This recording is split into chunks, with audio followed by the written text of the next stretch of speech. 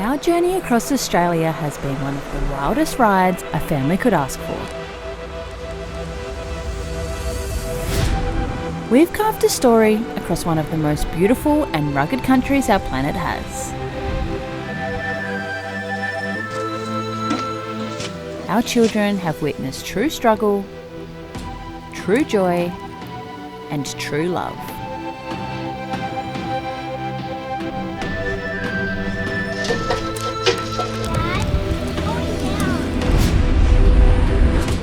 We've been gone a minute. Resting, recharging, re-aiming. There's so much of this sunburnt land we've yet to see, and our expedition's far from done. Last year life gave us a few lemons. It is so pretty. Ladies and gentlemen, meet lemonade.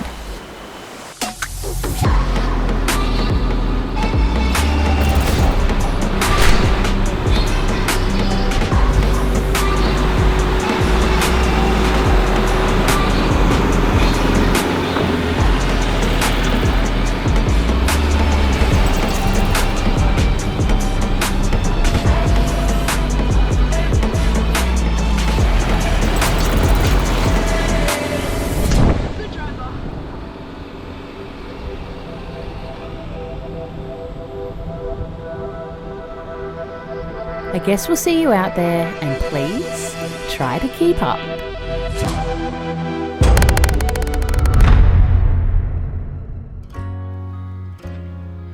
Morning! How is everyone? Today is a good bloody day. We'll put it this way, the boys have been up since 4 a.m. harassing me. Dad, can we go pick up the caravan? Can we go get the caravan? So we are today picking up our brand new caravan from Kokoda. It's been a hell of a road the last however many months, and I feel like today is a good bloody day. See, we've fallen flat on our face in front of you guys in the most embarrassing ways. Like, we've really messed it all up, and we like to show every single aspect of everything. Today we get to show pure joy, I think, really pure joy. Our family's changing. We know this is going to be our last kid. We know that obviously Kyle is due in 2 weeks. We're on a real tight timeline, but our family's changing. We had to refurb the truck so we could survive the next 1.5 year trip around Australia. We've made everything exactly how we want it, exactly how it would suit our new family and the way it's all going to be. We've worked really, really hard over these last 2 months, and it's been like All-Terrain Warriors, Concept Canopies, Shervy Power Products. Everyone's put so much into helping us get this truck back on the road in a really sexy way. I can't wait to show you. But anyway, as I said, today's going to be bloody exciting, except for the fact we're on a pretty tight time schedule. Who wants to go see the new caravan? Yay! Rosie, do you want to see the new caravan? All right, well, let's go. Let's hitch up. I was nervous because we'd worked so hard up until now to get all this done. And then it all came like you'd given me a date that I wasn't allowed to go past so we could get across the Nullarbor to have this baby. And if anything was wrong, we weren't crossing the Nullarbor. So I was stressing. But were you excited? Yeah, kind of like a footy game. You're stressed, but you're excited. Does that make sense? You're about to be murdered, but at the same time, you're excited to play. I was very excited, but a little bit nervous. Like, I knew you had it under control, but we just really needed everything to go smoothly, didn't we? Like, we were having a baby in about 2 and a bit weeks from that day that we were going to go pick up the caravan, and the Nullarbor takes, at least a week to cross. And so we were cutting it fine. We didn't have a lot of time. I seen it first. Is that it? Oh, That's yeah, it. That's it. I could just see the top. Oh, look at this staircase. Look at it. Whoa. Tell me that's not the sexiest thing you've ever seen? That's pretty bloody sexy. Oh. Look at the upholstery. Can we go in? Jax is like, look at the wheels, look at the toolbox. Righto, get out.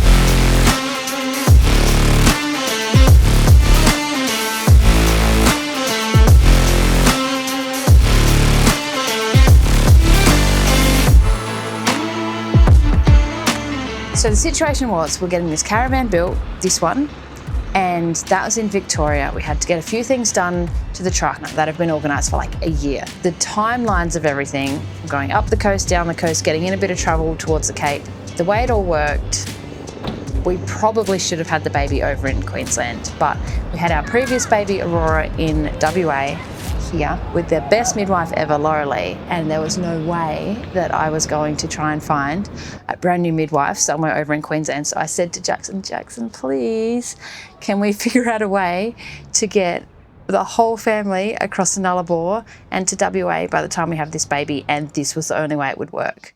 I gave the date, and it ended up going right down to the wire, and that was the final day we got handover of the caravan. Oh, look how big the couch is. Oh my. Yes. Oh. Wow. It is so big.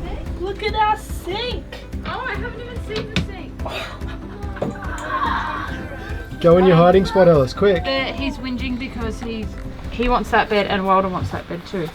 So we're already having a fight.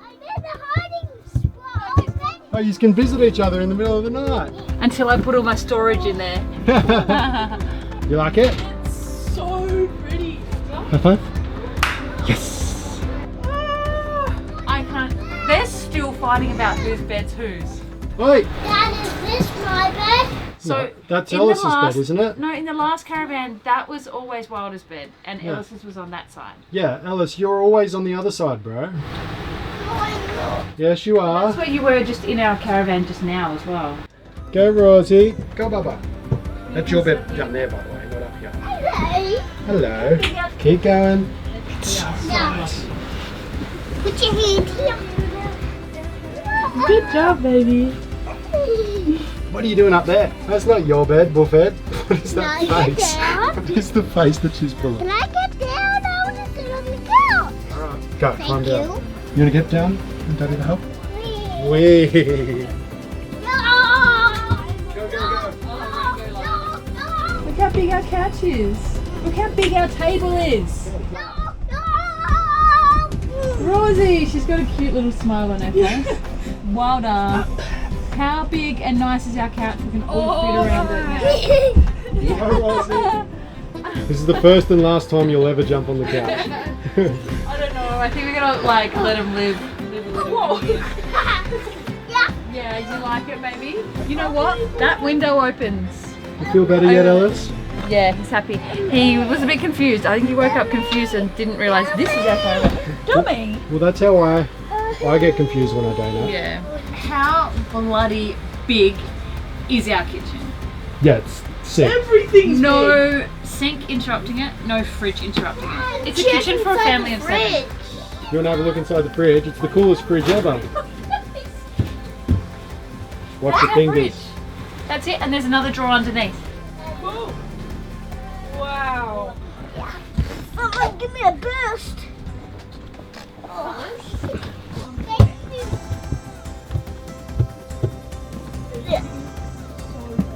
I'm in my bed. Lower the ladder down for him. Get in my bed, dude. That's it, Wilder. If the ladder's just going on that side. And you know what? With the ladder, I'm going to jump down. And then, Listen, if we're going to be climbing, you got to make sure it's secure when you use the ladder.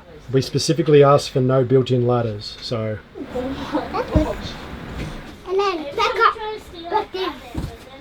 Is that the toilet? That is the toilet. It's here. It's big. Did you see the bloody big bathroom as well?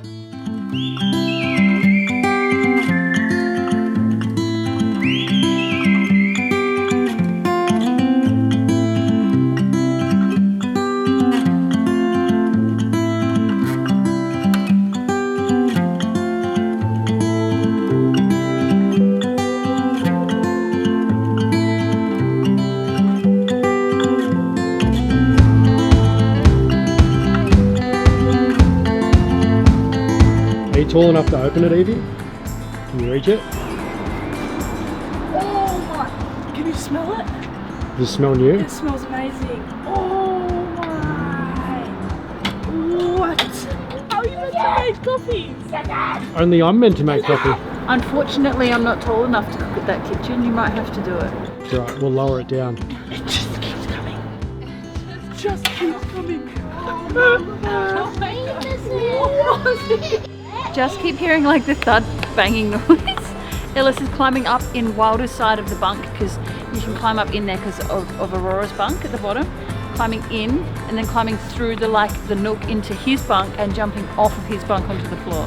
Yeah, he just jumped. How many tap things we have? Yeah, there's like, it's because we've got 50,000 litres of water.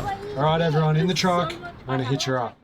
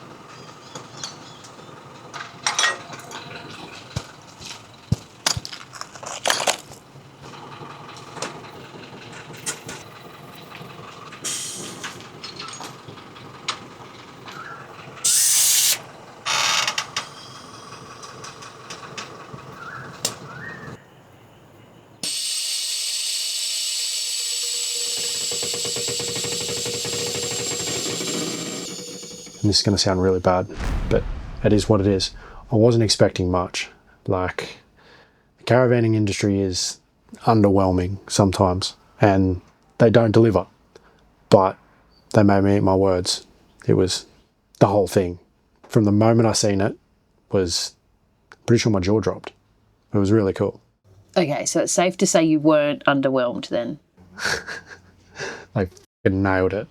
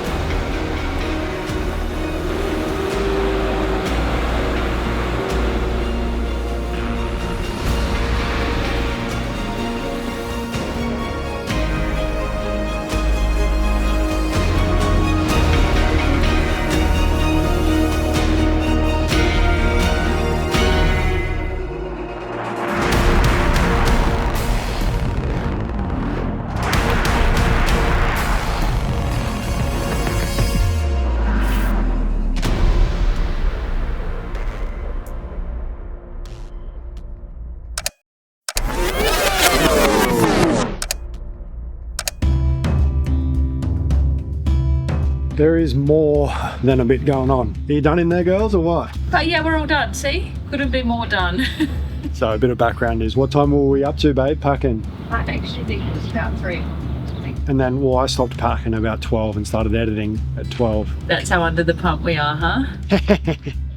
It's all good. Every time you get a new caravan, there's always new storage locations, and it doesn't matter how well you've planned it out or dialed it in. Things don't work in certain places, so you got to move them, and how you had it last time doesn't work again.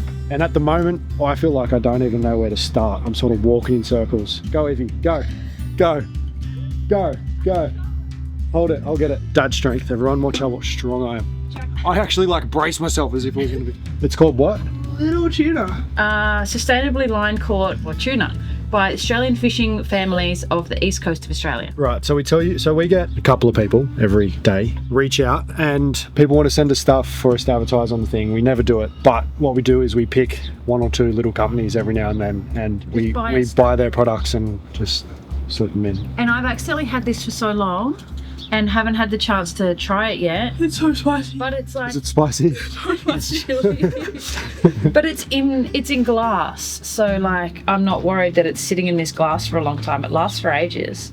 Like, tuna's normally in a tin and you don't want... Is it actually good? It looks fresh. Like, it doesn't look like it's... So it's line caught, so I'm guessing it's wild caught. You know how you get the tuna in tins and it kind of looks like they made tuna out of fairy floss or something? Like, packed it into the thing?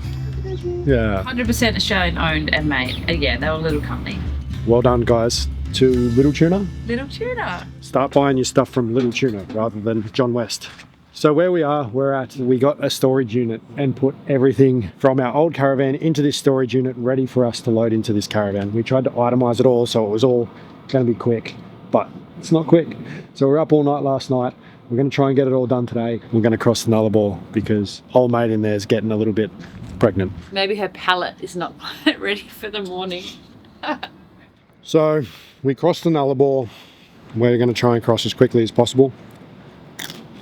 So we're going to cross the Nullarbor in about 5 days. So it'll leave a couple of spots, give the kids some rest, and we'll take you through the logistics of how we're going to do it all, how we've trained our kids to drive long stretches and what we do to break it up and how we break it up and how we entertain them along the way. I'm pretty sure Kyla has even gone and purchased a few things to try and entertain them for the long haul.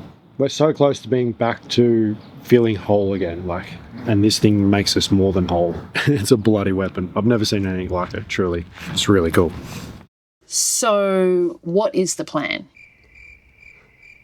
I don't have a plan. The plan is to go until, I don't know, Kyla or the family says we can't go anymore. So I'll drive the whole thing in 3 days if we need to, or I'll take it nice and slow and steady and we'll take in the sights. I don't have a plan. We'll play it by ear, I guess.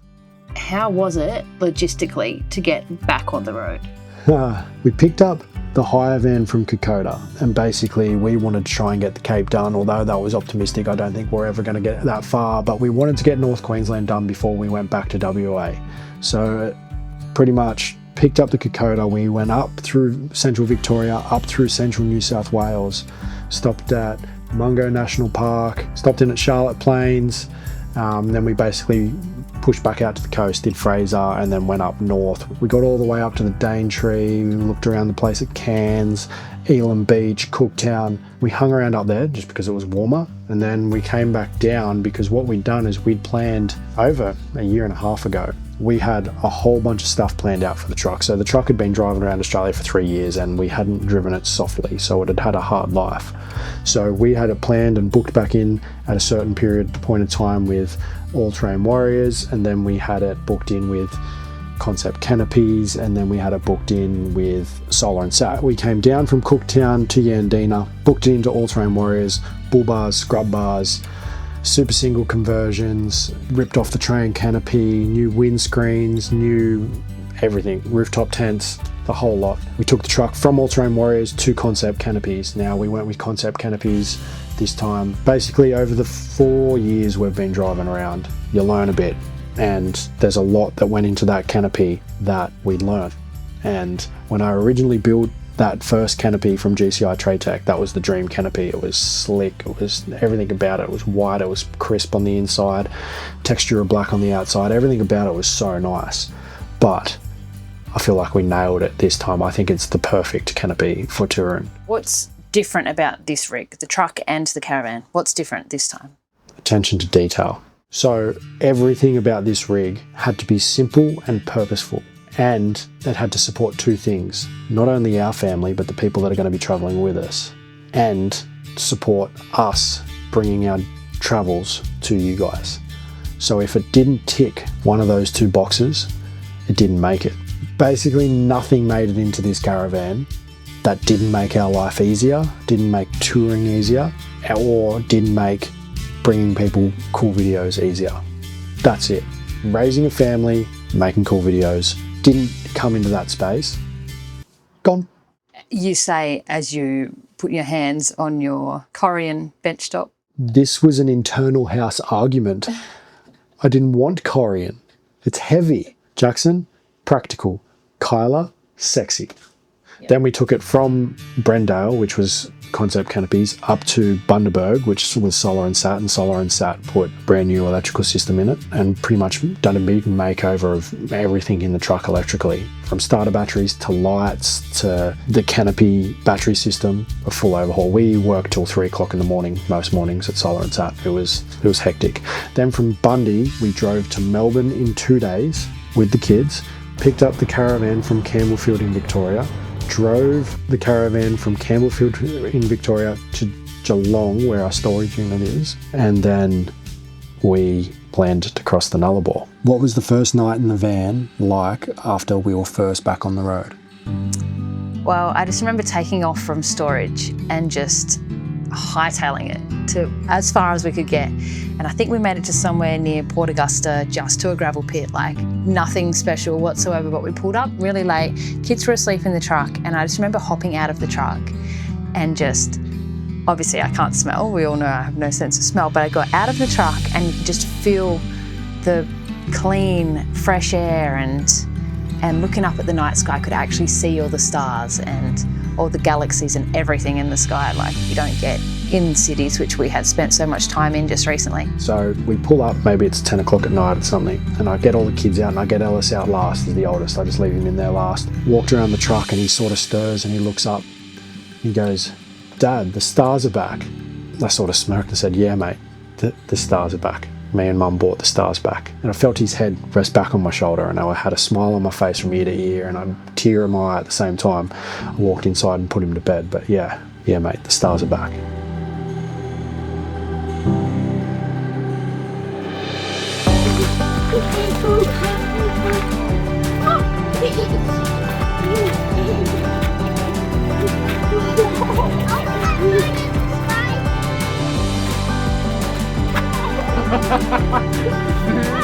Got so scared.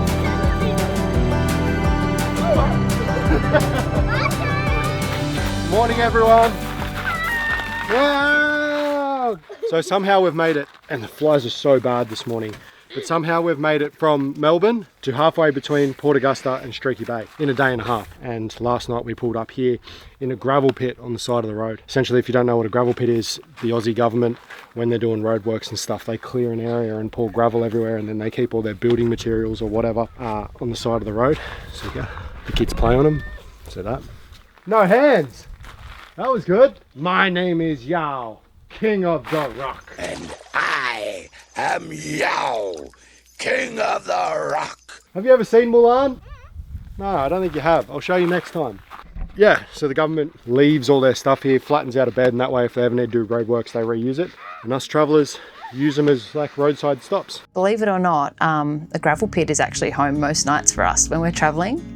It's just, that's where you end up. That's the travel life until you've hit your destination and you find like a beautiful campsite with the water and whatever that. Gravel pits are kind of half our life, aren't they?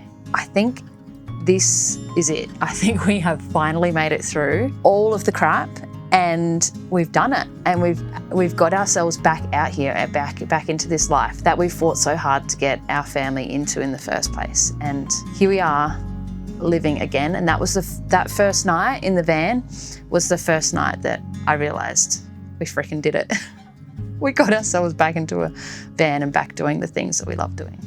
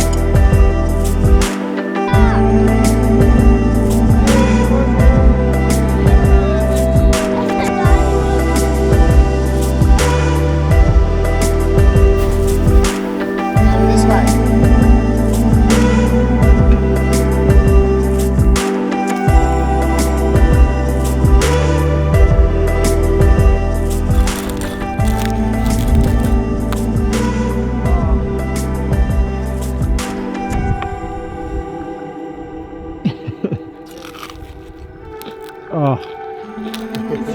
Yeah. Oh my god. Oh, thank you. Amazing.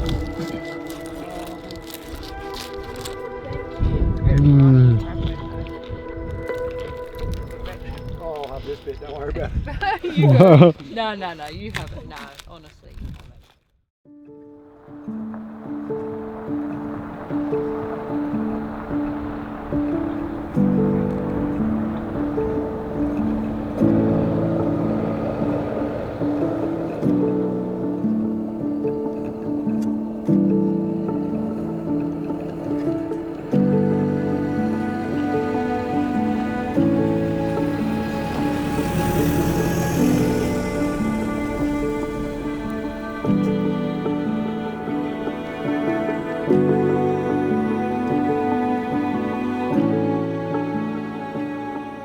Does anything ever go according to plan? No, never. You crash the drone.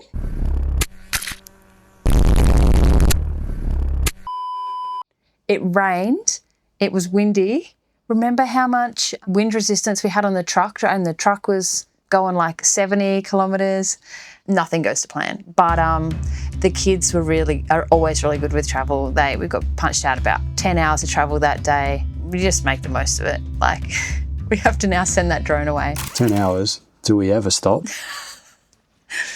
You sound like an interviewer. 10 hours. Do we ever stop? No, not really. Like, we stop for the kids to eat. Kids don't even really wee while we're driving. They're just told on. We get there and everyone needs to wee. Nothing is going to plan here. So we went to go to Palubi Beach yesterday and it's raining. We get to the Nullarbor Roadhouse, it's raining. There's a power outage. There's no fuel here and I wanted a coffee. And he doesn't know how to use his coffee machine yet. No, well, I haven't had the time. I'm trying to Hasn't been stop you unpacked. from exploding in the front seat. Yeah. So what I'm trying to work out now is I've got one tank empty, I've got another tank 3/4 full. I'm trying to work out where our next fuel stop is and if we're going to make it. I think 3/4 full will be right, like more than right. But on the Nullarbor, the further in you get, the more expensive the fuel is. And more importantly, I have this photo to recreate. Is that cool? Oh, no way. Yeah. Oh, look at them. We've filled up at Border Village like Good. 4 times. I don't know why I didn't think of that. It's like Border Village is probably bigger than Nullarbor Roadhouse. It's just Nullarbor Roadhouse is what, more iconic, you reckon? Yeah, you forget about anything else other than Nullarbor Road. It's just been here for so long, and that shack that you just seen the kids in the photo in, it's just, it's one of those iconic stops that you can't really miss.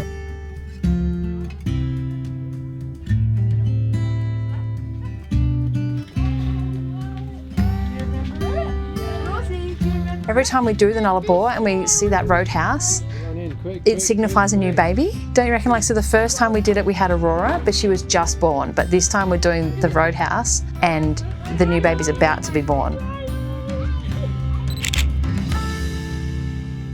Where did the car go? You older? You thirsty? You too, Ellis. Fill up. Where's the car Okay. going? Drinking.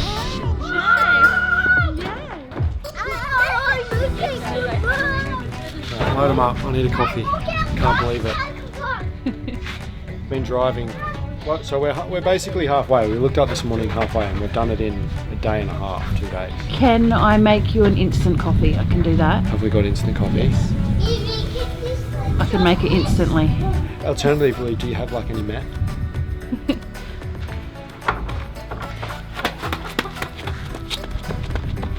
See me do my trick? Yes. Is he your kid? He's 100% mine.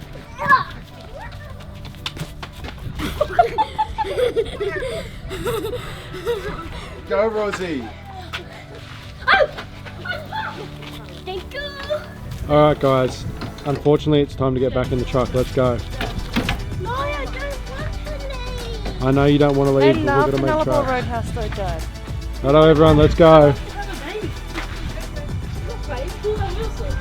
They're all dirty. Lucky the back of the truck's not dirty. Go, go, go. Saying goodbye to everything. Goodbye, everything. Yeah, we don't stop. We stopped at the Roadhouse. We stopped at the galah, that big galah. Anything that we sort of look out the window and the kids think, I want to look at that, then we'll stop. But other than that, food, we'll just quickly stop. Or if we need a wee, other than that, no. It's pretty much straight. And was that stressful? No, not at all. Like, the stressful part was leading up to that date, that final date that I gave you, whether all of our things in between that final date were going to get completed on time. And they did. We got a bunch of stuff done and ticked off. Nullarbor was not the stressful part. I knew that the baby wasn't coming there and then. And I knew, like, all I had to do was sit in the truck and cross my legs and make sure no babies came out. And then, only because I know just how much she hates it, I had to park the truck in the caravan right on Bunda Cliffs.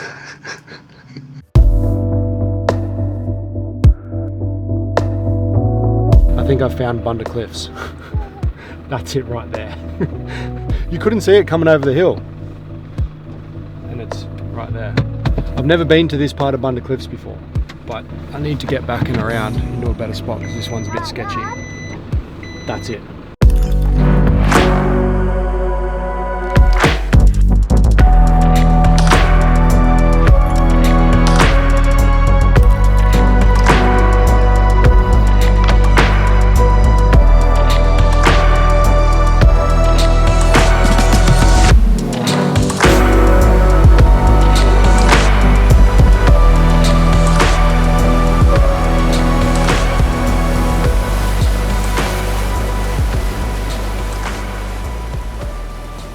But it doesn't matter. I got you back though, because remember when you fell asleep and Evie and I thought we'll take over GPS duties from here. And we decided to take the road that was the dirt road. We thought we'd just test out the new caravan and all that on the dirt road. It turns out he got no sleep because this road went for about 6-7 hours into the night and he couldn't sleep. So backfired, but I tried to get him back. Do we have any plans for this coming year? Yeah, big plans. So, spoke to Gav the other day. We locked in the fact that we're going to be travelling for a long time, doing some cool stuff together. Still not ready to confirm the people that are travelling with us that are friends, but we've pretty much almost locked them in as well. And there's obviously one of you guys coming with us. Just where we're located and where we're travelling and the places I've got booked and how we're going to do it, we're tossing up. Do we go reef to reef? Do we go Ningaloo Reef to Great Barrier Reef? That's my vote. That's your vote? Across the top. Or do we do Ningaloo Reef, Gib, loop back round, stay over here in WA? Oh my gosh, that's my vote as well. Yeah. Maybe we can do the Gib, then come back down through the Canning Stock route with the caravan, pull the caravan through the Canning Stock route. That would be, we'd break the van, guaranteed. Will we be doing a walkthrough of the truck and the caravan? Walkthroughs are without a doubt my least favourite thing to do. Are you recording? Living. How can I not remember that line? I just read it. We've been living in a truck and I'm f***ing swatting flies while I'm talking.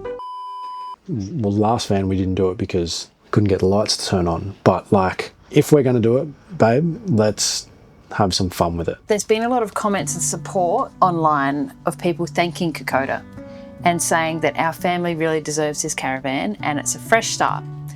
Do you think we deserve it? I don't really know.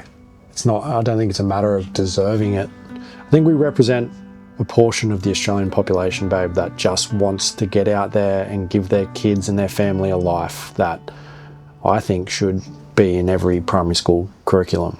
Like the things our kids have seen, the things our kids have done, and the things that people have got to watch our family do.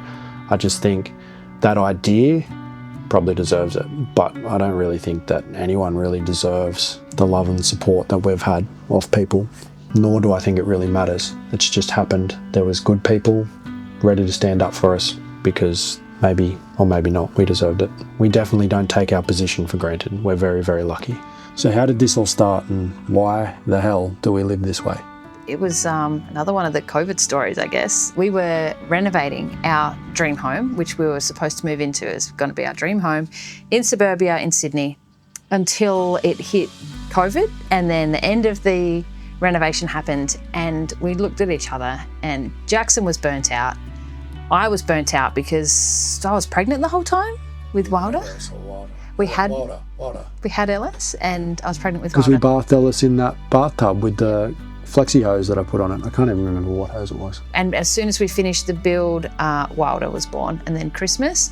And then we decided, what the hell are we doing? We are stuck in a house, beautiful house, but we're stuck here. We are sick of the world because COVID just made us sick of the world. Let's get the hell out of here. And the next week we sold the house. We knew we were going to have 5 kids, so the truck was the vehicle, and then the rest is history. We were gone by Sydney. So on the 5 kids, how hard do you reckon it's going to be travelling as a family of 7? To be honest, I think it's only going to get easier from here.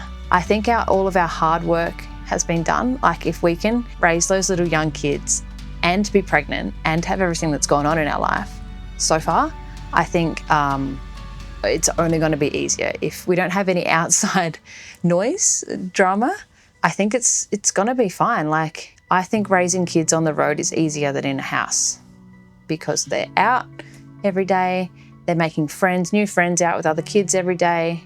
Being pregnant and travelling has by far been the hardest part of any of this life. No, well, not harder than not having a caravan, but harder than anything else. If you had your time again, what would you do differently? If you had have asked me this 6 months ago, I would have given you a slideshow, like a full slideshow presentation of all the things I would have changed and the people that I was angry at and the way that I would have protected my family better. But looking back at it now, if you were to compile the last 2 years of our life that you guys have seen, I think you'd get a pretty good bloody movie. I don't think what we've done could ever be replaced by a different life or a better life. Like, no, I wouldn't change a single thing. It's all happened exactly the way it's supposed to have happened. So 100k subs. You've sprung this on me. I wasn't ready for this one. Yes, Well, we only just ticked over. 100k subscribers is a pretty damn good feat, I think. I don't know, it's something that we've put our time and effort into quite a lot in this last probably 6 months. And then before that, still a lot, but not as much as the last 6 months. And to see that, like, people actually enjoy coming along the ride of our lives and just being a part of our family and living with us, just like, it's unfathomable. It's gobsmacking, that's the word. It's just gobsmacking to me that 100,000 of you guys plus want to come with us every week to do the crazy, stupid stuff that we do. So we got 55 videos out and we just crossed 100,000 subscribers. We're not really one for vanity numbers. We care about the hard work and we care about the people that are supporting us and you guys that are watching. The real human aspect of it, we care very much so about. But the vanity numbers, the followers, the likes, I don't know, we barely post on Instagram. We post videos because we like editing videos and we froth the fact that you guys enjoy watching them. I'm very excited and I think it is a good, very big accomplishment, and I'm going to be pretty proud when we receive that silver plaque in the mail. If we get a plaque, that represents our hard work. It represents the late nights. It represents the sacrifices we've made to bring you guys the best possible videos we can through our little family. That's what it represents.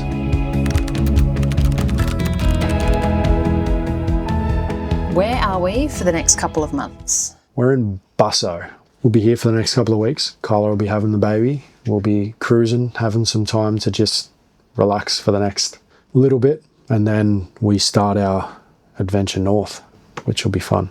I'm due in 2 days. Do you think I'm going to go 14 days over again? I hope not. I got stuff to do.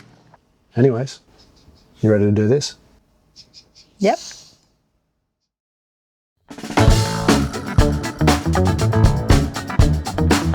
Is that yours?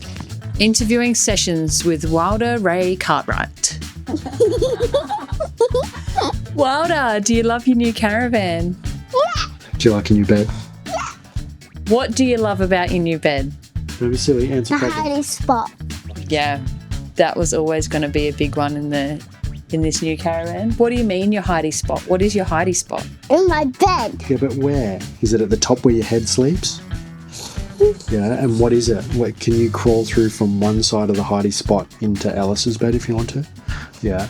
What is your other favourite part of the caravan? Yeah. What is it? What is it? Map. Tell our friends how old you are then. 3. When do you turn 4? On my birthday. Yeah, and when's your birthday? Soon. It's in about 6 weeks' time, just before Christmas. That's right. You're going to be big, aren't you? Bigger than like up to here. Taller, even taller. No, up. Up. Yeah. That high? Almost up to there. Well, we're going to say goodbye to our friends now, and they're in here. Bye bye. Is there anything you want to say to them? No. I love you, Pippi. Love you, Mama.